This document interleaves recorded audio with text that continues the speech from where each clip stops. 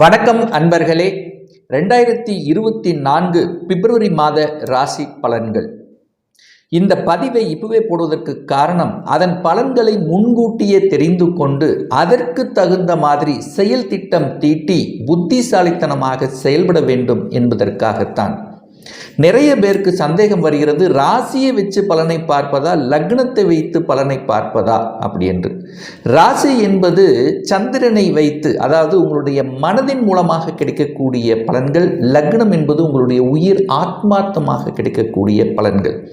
ஒரு ரயில் பயணத்துக்கு எப்படி 2 தண்டவாளங்கள் முக்கியமோ அதே போல துல்லிய பலனை அறிய ராசி மற்றும் லக்னம் ரெண்டுமே நமக்கு இம்பார்ட்டன்ட். நம்முடைய சேனலை நீங்கள் ஃபஸ்ட்டு டைம் பார்ப்பவர்கள் என்றால் மறக்காமல் சப்ஸ்கிரைப் பண்ணிக்கிங்க.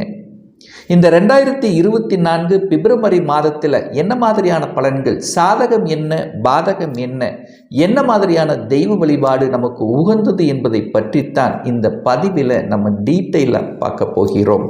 துலாம் ராசி அன்பர்களே, இந்த 2024 வருடம் பிப்ரவரி மாதம் எப்படி இருக்கும் அப்படின்னு பார்க்கும் பொழுது, உங்களுடைய ராசிநாதன் லக்னநாதன் என்று சொல்லக்கூடிய சுக்கிர பகவான் 3ஆம் இடம் என்கின்ற முயற்சி ஸ்தானத்தில் அமர்ந்து கொண்டு குருவினுடைய பார்வை பெற்றிருப்பது கூடுதல் சிறப்பை தரும்.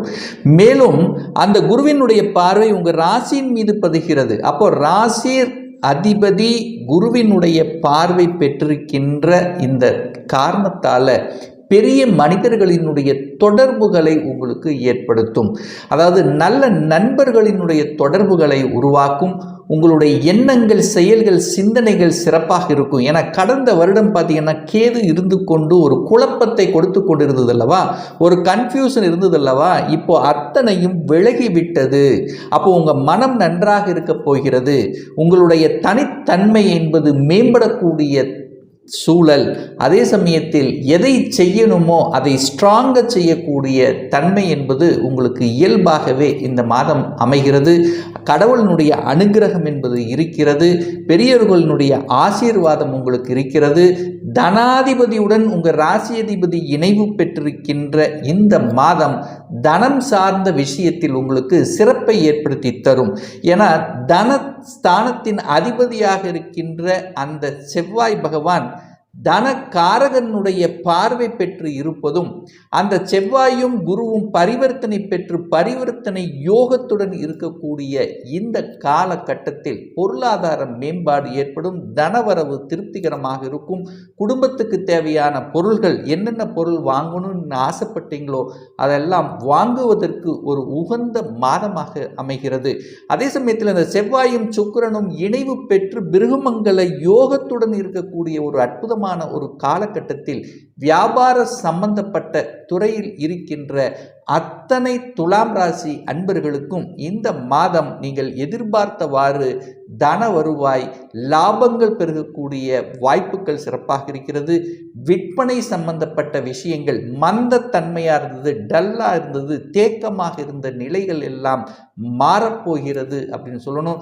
அதே சமயத்தில் ரியல் எஸ்டேட் சார்ந்த துறையில் இருக்கின்ற இந்த துலாம் ராசி அன்பர்களுக்கு மேம்பாடு கிடைக்கக்கூடிய தன்மை, புதிய ஒப்பந்தங்கள் கிடைக்கக்கூடிய தன்மைகள் சிறப்பாக இருக்கிறது அப்படின்னு சொல்லணும். அதே சுக்கிரன் 3ஆம் இடத்தில் இருக்கிறதுனால, அந்த சுக்கிரனுங்கிறது கலைத்துறைக்கு சம்பந்தப்பட்ட ஒரு கிரகம் என்கின்ற காரணத்தால் இசை சம்பந்தப்பட்ட, மியூசிக் சம்பந்தப்பட்ட தன்மையோடு இருக்கின்ற அனைத்து துலாம் ராசி அன்பர்களுக்கும் ஒரு பெயரையும் புகழையும் தரக்கூடியதும், புதிய ஒப்பந்தங்களை பெருகக்கூடிய வாய்ப்புகளையும் சந்தர்ப்பங்களையும் நிச்சயமாக உருவாக்கும். இந்த செவ்வாய் பகவானானது இந்த மாதம் பிப்ரவரி 5ஆம் தேதி அந்த 4ஆம் இடத்துல போய் அமர இருக்கிறது. அதே போல் சுக்கிரனும் பார்த்தீங்கன்னா இந்த பிப்ரவரி மாதம் 12ஆம் தேதி அந்த 4ஆம் இடத்துல போய் அமர்கிறது. அப்போது செவ்வாயும் சுக்கிரனும் 4ஆம் இடத்தில் அமர்ந்து கொண்டு 10ஆம் இடத்தை பார்க்குது. அப்போது இந்த செவ்வாய் சம்பந்தப்பட்ட துறையில் இருக்கின்றவர்கள், அதாவது கட்டிடம் சம்பந்தப்பட்ட துறையில் இருப்பவர்கள், விவசாயம் சம்பந்தப்பட்ட துறையில் இருக்கின்றவர்கள், மருத்துவம் சம்பந்தப்பட்ட துறையில் இருக்கிறவர்களுக்கு ஏற்றத்தை தரக்கூடிய ஒரு நல்ல மாதமாக உங்களுக்கு அமைய இருக்கிறது அப்படின்னு சொல்லலாம். அப்போ 4ஆம் இடம் என்பது சுகஸ்தானம் அல்லவா. அப்போ சுகத்தை பெருக்கிக் கொள்ளக்கூடிய வாய்ப்புகளும் சந்தர்ப்பங்களும் உங்களுக்கு அமையும். அப்போ சுகம் என்னென்ன, அசையும் அசையா சொத்துக்கள் அல்லவா. அப்போ ஒரு வீடு வாங்கணும், ஒரு வண்டி வாகனம் வாங்கணும், அல்லது பழைய வாகனத்தை விற்று புதிய வாகனங்களை வாங்கணும், இதுவரைக்கும் 2 வீலர் தான் இருந்தால் இப்போ ஒரு 4 வீலர் வாங்கணும் என்கின்ற எண்ணங்கள் இருக்கின்ற துலாம் ராசி என்பர்களுக்கு உங்கள் எண்ணங்கள் ஈடேறக்கூடிய வகையில் தான் இந்த மாதம் கிரக நிலைகள் சிறப்பாக இருக்கிறது அப்படின்னு சொல்லணும். அதே சமயத்தில் தாயின் மூலமாக, தாய் வர்க்கத்தின் மூலமாக நல்ல பல அனுகூலங்கள், மென்மைகள், தாயை விட்டு பிரிந்திருந்தவர்கள் எல்லாமே, அல்லது ஒரு தொழில் ரீதியாக, வேலை ரீதியாக கொஞ்ச நாள் விலகி இருந்தவர்கள் எல்லாமே ஒன்று சேரக்கூடிய வாய்ப்புகள், சந்தர்ப்பங்களை உருவாக்கும். 5ஆம் இடத்தில் சனி பகவான் உட்கார்ந்திருக்கார். ஆட்சி பலம் பெற்று மூல திரிகோண பலம் பெற்று வலிமையா இருக்கார். அப்போ துலாம் ராசி என்பர்களுக்கு ஒரு ராஜ யோகத்தை தரக்கூடிய ஒரு கிரகம் அப்படின்னா அந்த சனி பகவான். அந்த சனி பகவான் வலிமை பெற்று இருக்கின்ற காரணத்தால நிச்சயமாக அந்த பூர்வ புண்ணிய பலங்கள் வலுப்பெறக்கூடிய அமைப்பு தான். என 30 வருடங்களுக்கு ஒரு முறைத்தான் அந்த 5ஆம் இடத்தில் சனி பகவான் வலிமை பெற்றிருக்கக்கூடிய இந்த துலாம் ராசி என்பர்களுக்கு பூர்வீக சம்பந்தப்பட்ட விஷயத்தில் இருந்து வந்த அத்தனை விதமான பிரச்சனைகளை தீர்க்கக்கூடிய தன்மை. ஒரு 10 வருடங்கள் 15 வருடங்களாகவே ஒரு சொத்து பிரச்சனை, பாக பிரச்சனை, இந்த மாதிரியான ஒரு பிரச்சனைகளோடு இருந்தவர்கள், அல்லது பூர்வீகத்தை விட்டு வெளியே சென்றவர்கள் எல்லாம் பூர்வீகம் வருவதற்கான வாய்ப்புகள், அதாவது அந்த பூர்வீகம் சார்ந்த விஷயங்கள். 5ஆம் இடம் என்பது பதவியை குறிக்கக்கூடிய ஒரு இடம் அல்லவா? அப்போ கடந்த சில வருடங்களாக எனக்கு ஒரு பதவி ப்ரமோஷன் கிடைக்கணும், ஒரு அரசாங்கத்தில் இருக்கிற அரசாங்கத்தில் ஒரு ப்ரமோஷன் எனக்கு கிடைக்கணும், ஒரு 2-3 மாதங்கள் தடைப்பட்டு கொண்டிருக்கிறது, ஏதாவது ஒரு எதிர்ப்பு இருக்கு, ஒரு தடை இருக்கு என்று இருக்கின்ற இந்த துலாம் ராசி அன்பர்களுக்கு அந்த தடையெல்லாம் விலகக்கூடிய ஒரு நல்ல காலம் வந்தாச்சு அப்படின்னு சொல்லணும். ஏன் சொல்றேன் அப்படின்னா, அந்த சூரிய பகவான் பார்த்தீங்கன்னா இந்த மாதம் 13ஆம் தேதி, பிப்ரவரி 13ஆம் தேதி 5ஆம் இடத்துல போய் அமர்கிறார். அந்த சூரியனுங்கிறது யாரு? 11க்குரியவன், லாபத்தை தரக்கூடியவன். சூரியனுங்கிறது அரசாங்கத்துக்கு சம்பந்தப்பட்ட ஒரு கிரகம் அல்லவா? அங்க சூரியனும் சனியும் இணைந்து, அதாவது 5ஆம் அதிபதியும் 11ஆம் அதிபதியும் இணைவு பெற்று இருக்கக்கூடிய இந்த காலகட்டங்கள் பதவிகள் உங்களை ஆட்டோமேட்டிக்காக தேடி வரக்கூடிய வாய்ப்புகளையும் சந்தர்ப்பங்களை ஏற்படுத்தும். அந்த சனி பகவானும் சூரியனும் இணைந்து 11ஆம் இடமான லாபஸ்தானத்தை பார்க்கின்ற காரணத்தால இந்த இரும்பு சம்பந்தப்பட்ட துறையில், மெக்கானிக்கல் சம்பந்தப்பட்ட துறையில் இருக்கின்றவர்கள், அசிங்கம் அழுக்கு சம்பந்தப்பட்ட துறை, இந்த மாதிரியான துறையில் இருக்கின்றவர்கள், விவசாயத்தில் இருக்கக்கூடியவர்களுக்கு ஒரு வளர்ச்சியை கொடுக்கக்கூடிய ஒரு நல்ல மாதம். நீங்கள் எடுக்கக்கூடிய காரியங்கள் அனைத்தும் ஜெயமாகக்கூடிய தன்மை. அரசாங்க காரியங்கள் எதெல்லாம் தடைபட்டு கொண்டு இருக்கிறதோ அந்த காரியங்கள் இந்த மாதம் நீங்கள் எடுத்து செய்தீர்கள் என்றால் அனைத்தும் வெற்றி பெறக்கூடிய வாய்ப்பும் சந்தர்ப்பங்களையும் உருவாக்கும். குழந்தை பேறு சம்பந்தப்பட்ட விஷயத்தில் தடைகளை கொடுத்து கொண்டிருந்த உங்களுக்கு இந்த மாதம் உங்களுக்கு ஒரு நல்ல செய்தியை தரக்கூடிய ஒரு நல்ல மாதம். ஒரு 60 வயதானவர்களுக்கெல்லாம் பேரன் குழந்தைகளை கொஞ்சி மகிழக்கூடிய ஒரு நல்ல காலகட்டம் உங்களுக்கு வந்தாச்சு அப்படின்னு சொல்லணும். அதே சமயத்தில் பார்த்தீங்கன்னா குழந்தைகளால் உங்களுக்கும் உங்களால் குழந்தைக்கும் நல்லதொரு நிகழ்வுகள், குழந்தைகளால் ஒரு மகிழ்ச்சி சந்தோஷம் கிடைக்கக்கூடிய, ஏதாவது ஒரு ரூபத்தில் நல்லவைகள் நடக்கக்கூடிய ஒரு அற்புதமான ஒரு மாதம் அப்படின்னு சொல்லணும். ராகு 6ல் உட்கார்ந்துருக்கார் அல்லவா?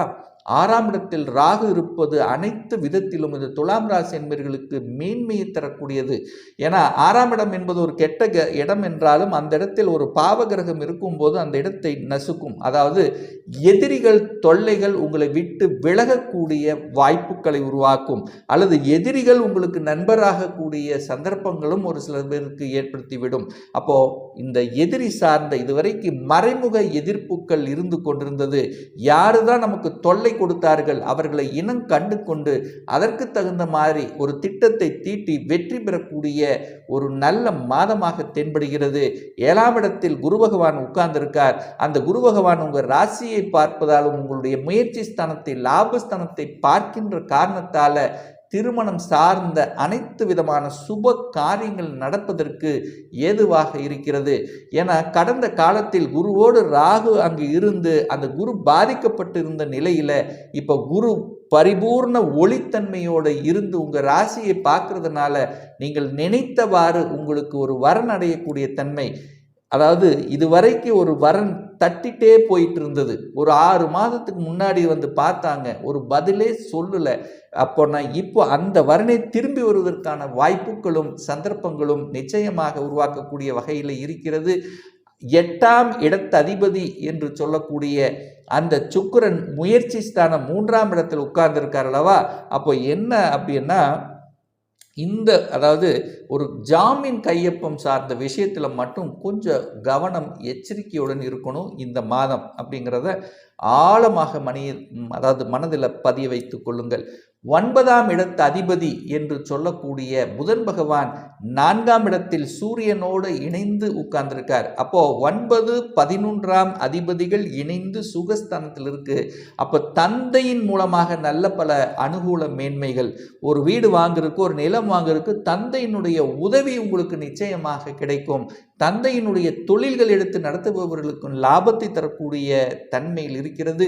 குருவின் பார்வை 11ஆம் இடத்தின் மீது பதிகின்ற காரணத்தால அந்த 11ஆம் அதிபதி என்று சொல்லக்கூடிய சூரியன் இந்த மாதத்தினுடைய பிற்பகுதியில் 11ஆம் இடத்தை பார்க்கின்ற காரணத்தால, 11ஆம் இடம் என்பது என்ன?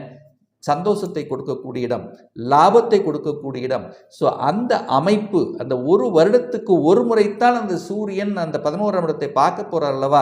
அந்த நிகழ்வு இருக்கிறதுனால அதிகாரம் சார்ந்த விஷயங்கள், அரசியலில் இருக்கக்கூடிய அனைத்து துலாம் ராசி அன்பர்களுக்கும் நினைத்தவாறு நீங்கள் ஒரு உத்வேகத்துடன் செயல்படக்கூடிய தன்மை, தன்னம்பிக்கையுடன் இருக்கக்கூடிய தன்மை, அதாவது தன்னம்பிக்கை இருந்தாலே ஒரு வெற்றி அடையலாம் அப்படிங்கிற அமைப்பிற்கு ஏற்ப நீங்கள் அரசு காரியங்கள் அல்லது அரசு சம்பந்தப்பட்ட துறையில் என்ட்ரி ஆவதற்கும் அல்லது அதற்குண்டான எக்ஸாம் எழுதுவதும் உங்களுக்கு ஒரு உகந்த தன்மையாகவே இருக்கிறது.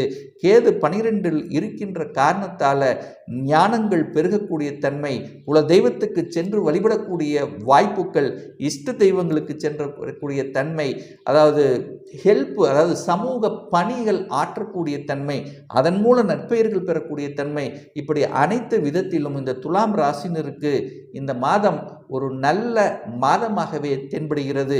ஒரு நல்ல தெய்வ வழிபாடு அப்படின்னு எடுத்துக்கொண்டால் இந்த துலாம் ராசி அன்பர்களுக்கு ஒவ்வொரு வெள்ளிக்கிழமை என்று உங்களுக்கு மனதில் பிடித்த அம்மன் தெய்வத்தை, அதாவது மகாலட்சுமி சென்று வழிபடும் போது நிச்சயமாக நீங்கள் நினைத்த காரியங்கள் ஈடேறுங்கிறதுல எந்தவித மாற்று கருத்தும் கிடையாது.